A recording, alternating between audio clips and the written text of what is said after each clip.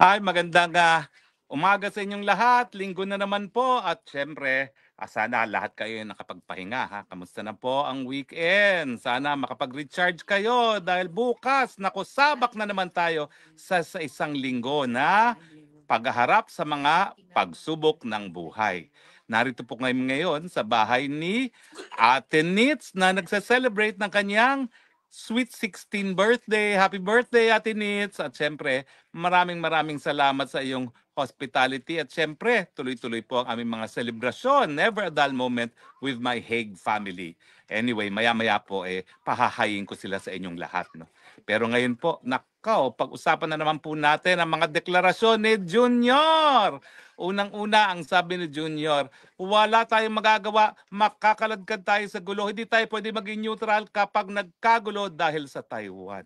Naku, ano ba naman pong nakain niyang ating Junior na yan? Hindi ba niya naintindihan na sarili niyang ama ang nagpasimuno ng One China Policy, ng binuksan ng One China Policy at nagkaroon ng diplomatic relations sa panig ng China at ng Pilipinas.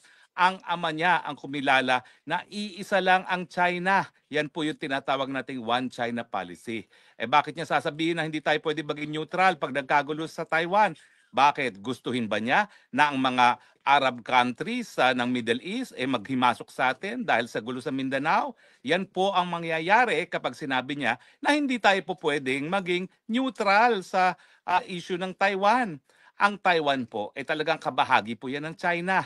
Nung natanggal po sa pwesto yung mga namumuno ng nationalist government at napalitan ng gobyerno ni Mao Zedong, gustuhin man hindi, yan naman ay ginusto ng mga mamamayang Chino. At mukha namang yung sugal nila, napakaganda naman ng resulta. Ngayon po, ang China ang pangalawang pinakamalakas na ekonomiya sa buong daigdig. Ironies of ironies, komunista sila pero parang mas natalo pa nila mga Amerikano pagdating sa pagiging kapitalista. So ngayon, ang issue is ano mangyayari kapag ang Taiwan ay nagdeklara ng independence, no? Syempre, ano bang ginawa natin nung nagkaroon ng ISIS sa Marawi na nais din magdeklara ng isang independent sovereign na Muslim city, di ba? Linabanan din natin, ginamitan din natin ng dahas at wala namang nagreklamo dahil talagang sa international law merong karapatan ng mga bansa na protektahan ang kanilang integridad pagdating sa kanilang teritoryo. So ganyan din po ang usapin ng Taiwan. Yan po ay kabahagi ng China at kung talagang magpipilit ang Taiwan na magdeklara ng kanyang independensya, po pwede naman pong gumamit ng dahas talaga ang China at hindi dapat maghimasok ang iba't ibang mga bansa ng daigdig. Bakit ba naghihimasok ang bansang Amerika dyan sa Taiwan? Dahil ang Taiwan po ang number one supplier ng semiconductors na ginagamit ng mga Amerikano para sa kanilang mga missiles. At kaya sa kanila, merong national interest ang Taiwan. Dahil kung mawawala ang Taiwan, mawawala yung mga microchips na ginagamit nila sa kanilang mga missiles at iba pang mga armas na ginagamit pagdating ng digmaan.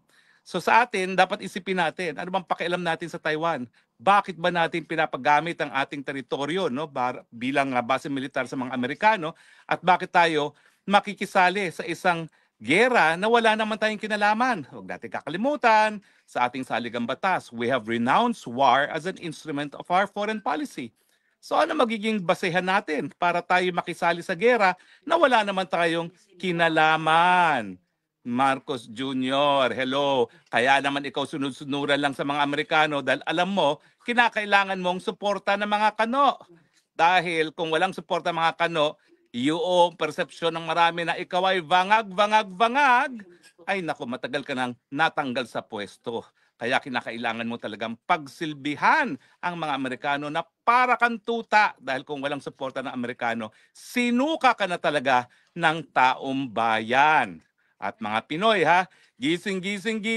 Nako po, alam niyo po, marami sa atin hindi pa nakakaranas siguro ng totoong digmaan. Bagamat, sang-ayon nga sa Guinness Book of World Records, itong laban natin sa teroristang CPP-NPA, yan ang pinakamahabang digmaan sa kasaysayan ng mundo, no?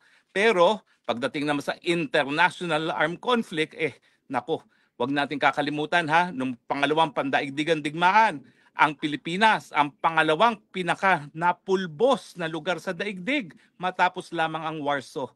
gugustuhin ba naman natin yan uli na wala naman tayong interest talaga na ipaglaban ang pagiging independyente na bansang Taiwan na talaga namang kabahagi ng iisang China lamang? Di ba? Bakit naman tayo magbubuwis ng buhay Pilipino para sa mga Taiwanese na wala naman tayong pakialam, no? Dahil sila man talaga ay kabahagi ng China.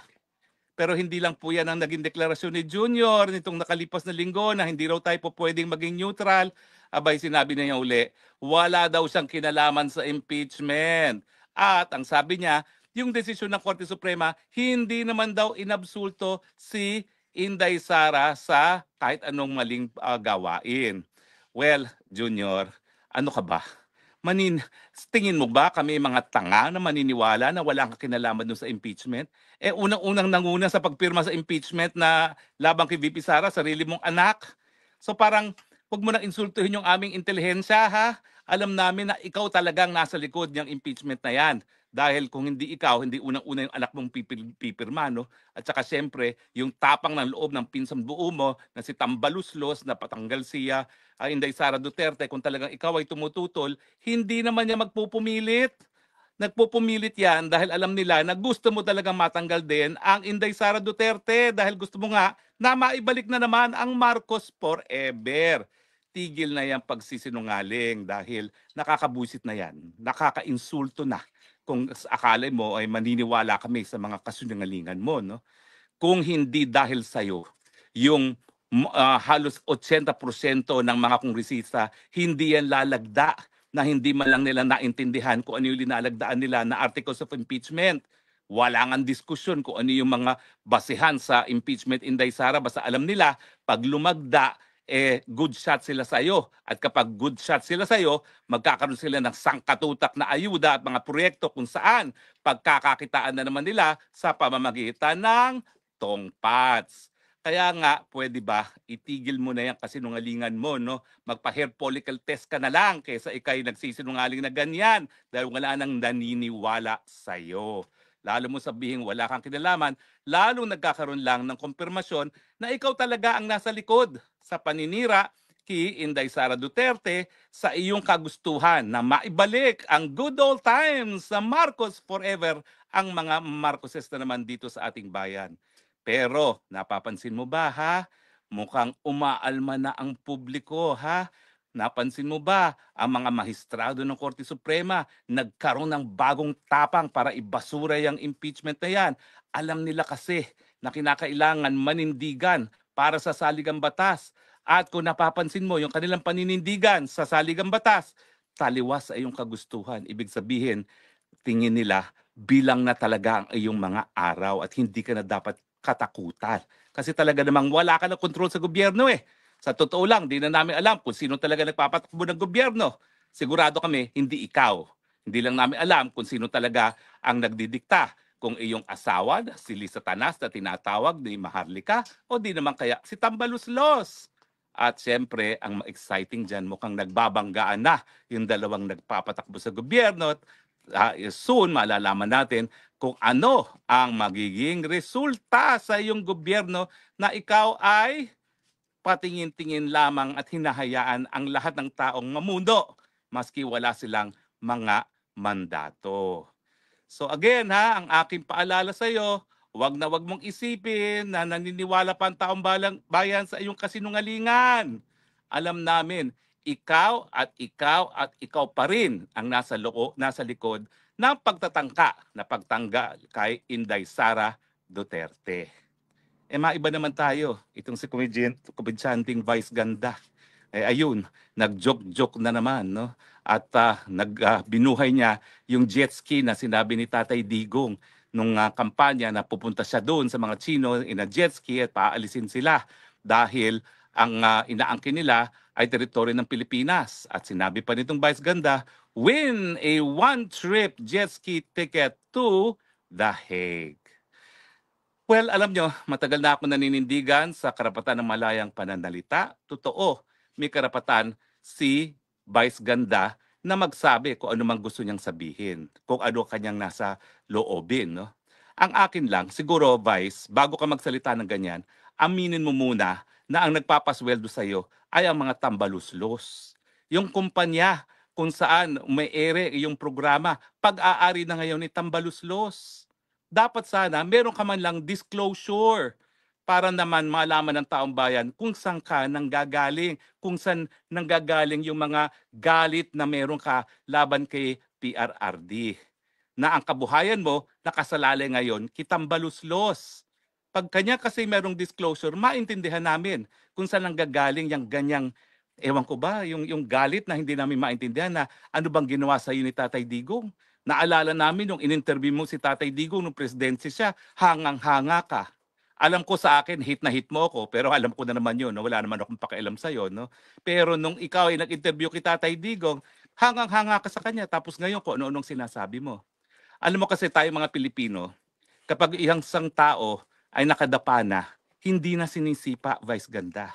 Ang ginawa mo, nasa sahig na si Tatay Digong, nandun na, nakakulong na, 80 anyos, mamamatay na ata sa kulungan, sinisipa-sipa mo pa. Anong kaligayahan ang nakukuha mo sa ganyang gawain? Hindi ba dapat kung hindi mo siya po pwedeng sabihan ng ganda, tumahimik ka na lang.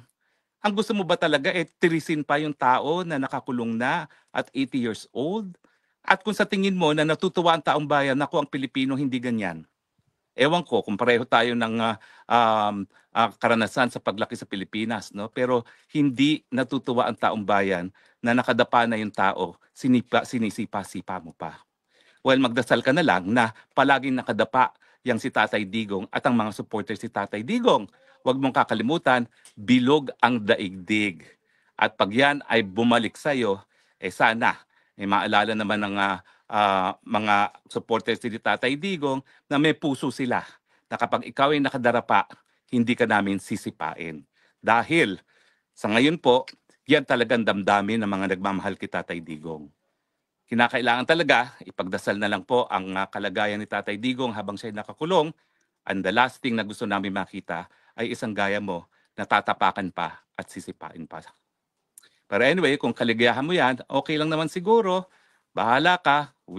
Bahala tayo, kanya-kanyang kaligayahan. Pero sa amin lang, that was in utter bad taste. Well, of course, hindi ka naman talaga icon of good taste, no? Dahil yan ang iyong brand of humor. Pero sana, ilagay naman sa tama.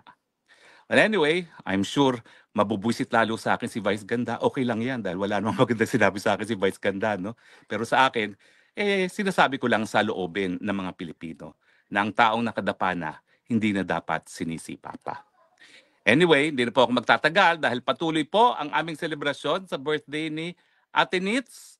So maraming salamat po sa inyong patuloy na pagtangkilik. Ang dami pong nakatutok sa atin ngayon sa ating live at alam natin na lahat kayo nagpapahinga pa at naghahanda na para sa Lunes sa bukas, no? So maraming salamat po sa inyong patuloy na pagtangkilik at sa gaya na aking palaging sinasabi, ha, I love you Philippines. You're the only country that I have. You're the only country that I love. God bless the Philippines. Okay? Bye.